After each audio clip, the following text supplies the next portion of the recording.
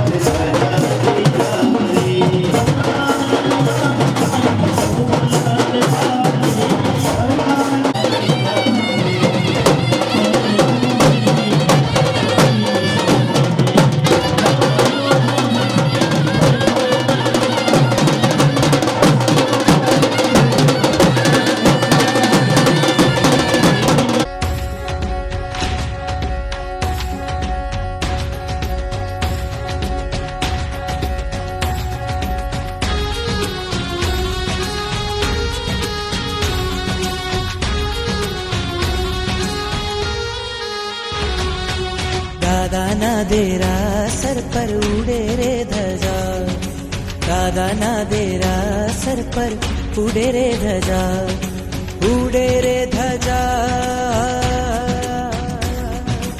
उड़े रे ध्वजा એને જોવાની મજા, ફરકે છે ધજા એને જોવાની મજા. દાદાના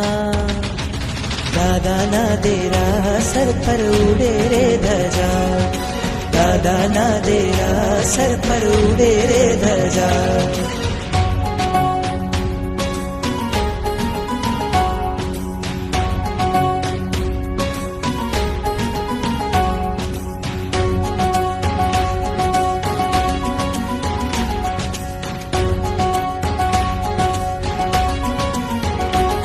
लहराती लहराती कहती आवो भक्तो અહીંયા બેઠા જગના ઠાકોર કરતા કામ તમામ. આવે છે અહીંયા તેની, આવે છે અહીંયા તેની, તૂટે છે સજા. ઉડે છે ધજા, ઉડે છે ધજા એને જોવાની મજા, ફરકે છે ધજા એને જોવાની મજા. દાદાના દેરા સર પર ઉડે રે ધજા, દાદાના દેરા સર પર ઉડે રે ધજા.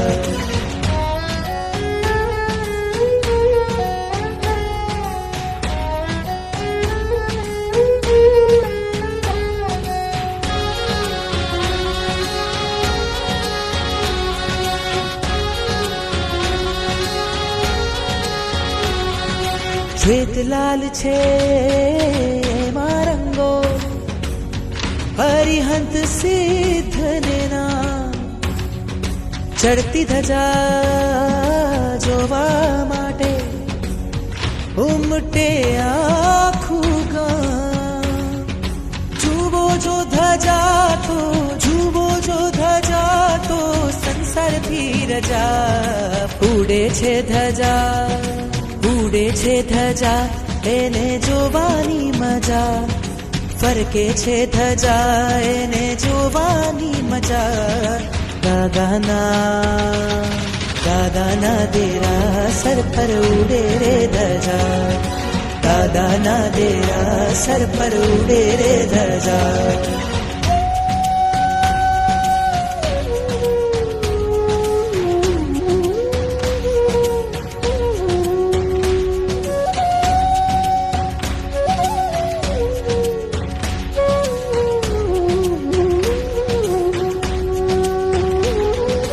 નીત નવા રૂપે ને રંગે લાગે ખૂબ પ્યારા. મોહ ઉપર પામ્યા છે વિજય આ દાદા મારા. નિરખી અમને જુએ નિરખી અમને જુએ હરખાતી પ્રજા. ઉડે છે ધજા એને જોવાની મજા. ફરકે છે ધજા એને જોવાની મજા. નક્કી કર્યા વિના રેલવે સ્ટેશન પહોંચી જાઓ કે નક્કી કર્યા વિના એરપોર્ટ પહોંચી જાઓ, બોલો શેમાં? માણસ ખાય છે શાના માટે? જીવવા માટે. પણ જીવે છે કેમ એ તો ખબર જ નથી. બોલો તમે કમાવો છો કેમ? બોલો પેટ ભરવા ને. પેટ કેમ ભરો છો? 1.5 વર્ષના દીકરાને પણ આપે. બધાના હાથમાં સોનાની ગિન્ની ગઈ. બોલો નાનો દીકરો શું કરશે? એના હાથમાં જો રહી ગઈ અને ક્યાંક પડી ગઈ તો પહેલી વાત તો તમે રહેવા જ નહીં દો. દીકરા તને આની કિંમત ખબર નથી. આ 1 ગ્રામ સોનું છે કેટલાનું થાય? કેટલાનું થાય? 7,000 નું થાય. દીકરા તને ખબર ન પડે, તું ક્યાં ખોઈ નાખશે, લા મને આપી દે. અને તમે સંભાળી લો કે ન સંભાળી લો, કારણ કે તમને એની કિંમત ખબર છે. બચ્ચા તો આ જન્મ ભક્તિ માટે છે કે આસક્તિ માટે છે? નક્કી કરી લો કે આ જન્મ ભજન માટે છે કે ભોજન માટે છે? નક્કી કરી લો આ જન્મ ત્યાગ માટે છે કે ભોગ માટે છે? આ જન્મમાં અવિહંત પરમાત્માની જે ભક્તિ થઈ શકે, આ જન્મમાં અવિહંત બનવાની જે યોગ્યતા ખીલી શકે, એવી યોગ્યતા અન્ય કોઈ જન્મોમાં નથી. આ જગતનું સર્વશ્રેષ્ઠતમ કોઈ પાત્ર આપણને મળ્યું છે તો એ અવિહંત પરમાત્મા છે. સંવત્સરણમાં પણ ભગવાન પૂર્વાભિમુખ બિરાજમાન હોય, બાકી 3 દિશામાં એમની પ્રતિકૃતિ હોય. એટલે સ્વયં ભગવાન ભાવજીન તરીકે એક જ દિશામાં હોય, અન્ય દિશામાં તો એમની સ્થાપના એટલે કે આકૃતિ જ હોય. અને એ આકૃતિની અંદર પણ ભગવાનને જોવાની કળા હોવી જોઈએ. સાક્ષાત તે સમયે ભગવાન પણ દેહ રૂપે વિચરતા હોય, પણ એમના અંદર જે એકદમ અરૂપી આત્મદ્રવ્ય જે છે એ ભાવજીન તરીકે ત્યાં ઉપસ્થિત હોય છે. અને પ્રભુના દર્શન, પ્રભુની ભક્તિ, પ્રભુની ઉપાસનાઓ આના માટે જ તો છે. તમારા અંદર રહેલા ભગવાનને તમે ઓળખી શકો એના માટે જ અવિહંતની ભક્તિ છે. શું પ્રયોજન છે આટલી ગરમીમાં લવાણા આવવાનું? બોલો 2 દિવસના આયોજનમાં તમને સૌથી વધુ વસ્તુ કઈ ગમે? લવાણા આવવાના જે 2 દિવસો તમારા નક્કી થયા, એમાં તમને 2 દિવસમાં થનારા બધા પ્રસંગોમાં સૌથી વધુ તમને શું ગમે? અભિષેકના વખાણ થાય, ભોજનના વખાણ થાય, પ્રભાવનાના વખાણ થાય, મંડપના વખાણ થાય, પ્રવેશના વખાણ થાય. બોલો 2 દિવસની તમે શા માટે આવો ને? જો આદિનાથ ભગવાન જ ન હોય તો આ 2 દિવસનો મહોત્સવ શક્ય બને ખરો? આખા મહોત્સવના કેન્દ્ર દિવસ આવા જવાના જ 2 દિવસ છે. આજે આવવાનું છે ને કાલ જવાનું છે. આ બે દિવસનો કોઈ વિશેષ લાભ શું છે તો કહો. જઈ આવ્યા, બસ ધજા હતી. એ નક્કી નહીં થાય ત્યાં સુધી ધજા ઉપર આવવાનો જે લાભ થવો જોઈએ તે લાભ નહીં થાય. આવડત છે એ આવડત તમારા કામની હોય તો તમે જાઓ. દુનિયામાં દૂધ વેચવા વાળા પણ છે, શાકભાજી વેચવા વાળા છે, બધા છે, પણ તમારે ક્યારે એમની પાસે જવું પડે? તમને એની પાસે જે છે એ તમારે જોઈતું હોય તો, તમને લેવાનું હોય તો દૂધ વાળાને ત્યાં જાઓ. તમારે કપડાં ખરીદવા હોય તો કપડાની દુકાને જાઓ. તમારે આભૂષણ ખરીદવા હોય તો જ્વેલરીની દુકાને જાઓ. દુકાનો ભલે ને દુનિયામાં ધંધા હજારો જાતના છે, પણ તમને જરૂર ન હોય તો તમે એની દુકાને ચઢો. બોલો, ત્યાં ચડવાની પણ શું જરૂર છે? અને પ્રયોજન ન હોય તો 3,500 બી ચડવાની જરૂર નથી, અને 3.5 પગથિયા પણ ચડવાની કોઈ જરૂર નથી. વર્ષોના વર્ષો આદિનાથ ભગવાન સાથેના મિલનના થઈ ગયા, હજી પ્રભુ મિલન થયું નથી. આજ સવારના મેં સ્કૂલમાં હતા ને, થોડી વાર માટે રોકાયા હતા ને, ત્યાં બહુ સરસ મજાનું વાક્ય લખેલું આપ્યું છે ને, એની તો અમને કલ્પના પણ નહોતી. તમે જે અમને નથી આપ્યું એનો અમને કોઈ અફસોસ નથી. તમે કોઈને આ આપ્યું છે, કોઈને આ આપ્યું છે, કોઈને આ આપ્યું છે, એ વસ્તુ તમે અમને નથી આપી એનો અમને કોઈ અફસોસ નથી, પણ જે આપ્યું છે ને એની પણ અમને તો કલ્પના નથી. બોલો, તમારી પાસે જે છે એ કોણે આપેલું છે? કોણે આપેલું છે? લાગે છે એવું? એ તો કઈ લેતા નથી ને કઈ દેતા નથી, તો પછી એમનું આપેલું કેવી રીતે થયું?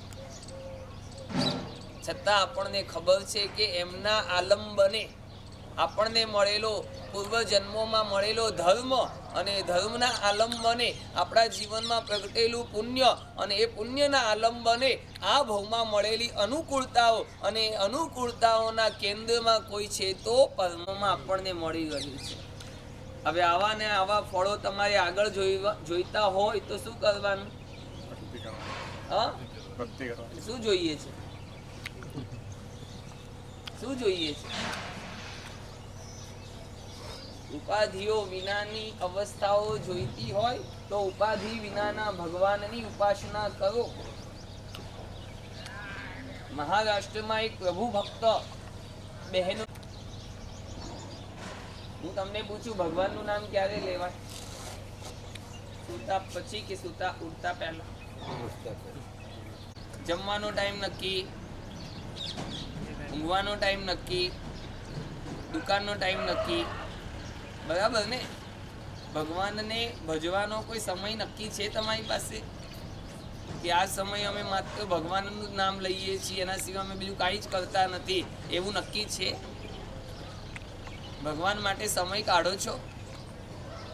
બોલો, ભગવાનને ભજવાનો સમય કયો? હું તને ભજું. યમરાજ આવે ને એને કહેજો રવિવારના આવજે ને ભાઈ, ટાઈમ નથી. એની અંદર ભગવાનનું રટણ ચાલુ ને ચાલુ. બોલો, તમારે કમાવાનો સમય છે ને એ 8-10 કલાકનો, પણ કમાવાની ધૂન કેટલા કલાકની? કરવાની જે ધૂન છે એ તો 24 કલાક તમારા મગજમાં ચાલુ ને ચાલુ જ છે.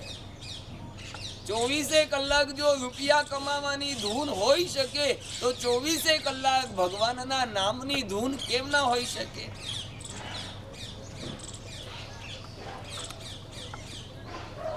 આ પ્રભુ ભક્ત ઉપાસિકા, પરંતુ જોગાનું જોગ બન્યું એવું કે એનો પાડોશી જે હતો ને બહુ કજિયાળો હતો. વાતે વાતે વગર કારણે ઝઘડા કરવાની ટેવ પડી ગઈ. બસ કંઈક નિમિત્ત જોઈએ, કંઈ કારણ જોઈએ અને ઝઘડો ચાલુ, કંઈક કારણ મળે ઝઘડો ચાલુ, અને કારણમાં પણ અંતે કોઈ દમ તો હોતું જ નથી. પણ આ જનાબાઈ પ્રભુ ભક્તિમાં એટલા મસ્ત બનેલા, એમાં પણ ઔષધિનું આખું સત્વ આવે અને પછી જ્યારે છાણું બળે અને એ છાણામાંથી જે ધુમાડો નીકળે એ ધુમાડો આંખમાં જાય, આંખના બધા રોગો બધા બહાર નીકળી જાય. આવું પણ એક વિજ્ઞાન હતું જૂના જમાના. આ પણ છાણા એમને પણ બહાર સુકવ્યા, પડોશીએ બહાર સુકવ્યા. સાંજે છાણા સુકાણા એટલે બંને પોતપોતાના છાણા લઈ લીધા. હવે પહેલાને તો ઝઘડો કરવો બીજી કોઈ વાત નથી.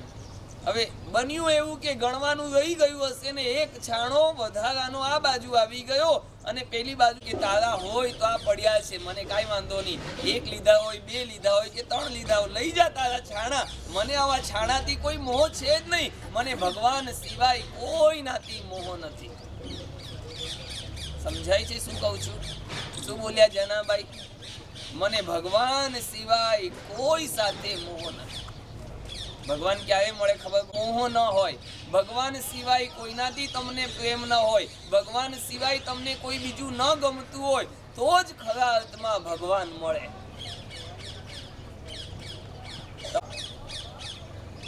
અને આ બંનેનો ઝઘડો ચાલતો હતો અને એટલામાં ત્યાંથી કોઈ ભલો માણસ નીકળ્યો. એ ભલો માણસ આ પ્રભુની ઉપાસિકાને વર્ષોથી જાણતો હતો. પેલો બિચારો જોર જોરથી બોલતો હતો એટલે ભલો માણસ આવ્યો કે શા માટે આટલું બોલે છે, શેનો આટલો બધો ઝઘડો કરે છે, શું થયું? એ તો ભગતે કીધું કે એ તો આવું કઈ કરે જ નહીં, એને તો ભગવાન સિવાય કોઈમાં રસ નથી, તારા છાણામાં રસ ક્યાંથી એને આવી જાય? અને છતાં એ તો કહે જ છે કે જે જોઈતા હોય લઈ લે. કે મને ખબર નહીં, મને તો આમાંથી મારો છાણો જ જોઈએ. પણ એનો હવે શું અર્થ છે? જનાબાઈને કહ્યું કે હવે કઈ સમાધાન તો કરો. શું સમાધાન થઈ શકે? જનાબાઈ કહે કે મારા જેટલા છાણા છે ને એને તમે કાને લગાડો, એમાંથી જો જય વિઠ્ઠલ વિઠ્ઠલનો નાદ આવો એ બધા છાણા મારા, અને જેમાંથી નાદ ન આવે એ બધા છાણા કોના? પાડોશી. નહીં સમજાણું?